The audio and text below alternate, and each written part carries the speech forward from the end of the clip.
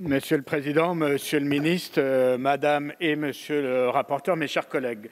Vous le savez, les députés communistes, qui sont bien souvent les élus de villes et de quartiers populaires, sont partisans de la sécurité publique, partisans de voir les habitants, notamment les plus vulnérables, épargnés par les violences et leurs biens protégés. A fortiori, nous sommes partisans d'une sécurité qui se présente comme globale, puisque pour nous, la sécurité réside aussi dans l'abri d'un toit, dans le droit de pouvoir se soigner avec une sécurité sociale renforcée ou encore dans celui de regarder l'avenir avec confiance grâce à la sécurité d'une indemnisation de chômage digne. Mais puisqu'il s'agit ici de police, nous considérons, comme nous l'avions déjà exprimé en première lecture, que votre texte passe à côté de ce qui devrait être sa priorité pour nous.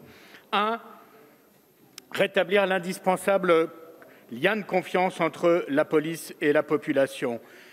2. Assurer l'égalité républicaine sur l'ensemble du territoire national, en particulier dans les quartiers populaires. Et 3. Éviter tout risque de voir la police de plus en plus perçue comme une police d'État au service du pouvoir et non une police du peuple au service du peuple. Vous prétendez clarifier et mettre en cohérence le rôle des forces qui concourent à la sécurité publique, la police nationale et la gendarmerie d'une part, les polices municipales d'autre part et enfin les acteurs privés de la sécurité. En réalité, vous justifiez dans ce texte le mouvement de transfert des compétences des premières vers les autres, mouvement que nous dénonçons depuis des années. Nous le dénonçons au nom de l'efficacité et au nom de la justice et en fidélité à l'article 12 de la Déclaration des droits de l'homme et du citoyen. Au nom de la justice, car le désengagement des forces régaliennes sur le terrain est une source supplémentaire d'inégalité entre les territoires.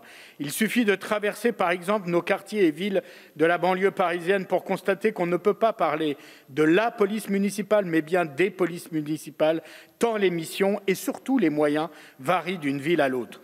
Cette disparité heurte le principe selon lequel l'État est le garant de la sécurité sur l'ensemble du territoire de la République, une et indivisible, qu'il est le moyen de se prémunir contre les disparités, celle d'une sécurité de riches pour les riches et d'une sécurité de pauvres pour les pauvres. Oui, c'est bien une question de justice quand on sait que dans un département comme la Seine-Saint-Denis, un officier de police judiciaire suit en moyenne 300 dossiers quand son collègue de la ville voisine de Paris en suit, lui, que 80. Quant à l'accroissement des prérogatives des agents et entreprises privées de sécurité, un secteur qui est en pleine expansion, votre texte est bien insuffisant pour moraliser et homogénéiser ce secteur. Votre refus de retenir nos amendements pour interdire ou du moins de limiter significativement le principe de sous-traitance en est l'illustration.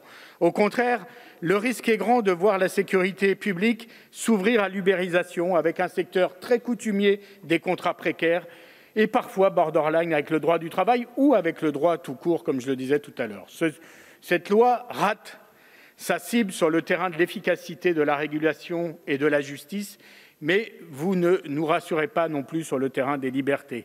L'équilibre indispensable entre la protection des libertés publiques et individuelles et l'effectivité de l'intervention des forces de l'ordre n'est pas au rendez-vous.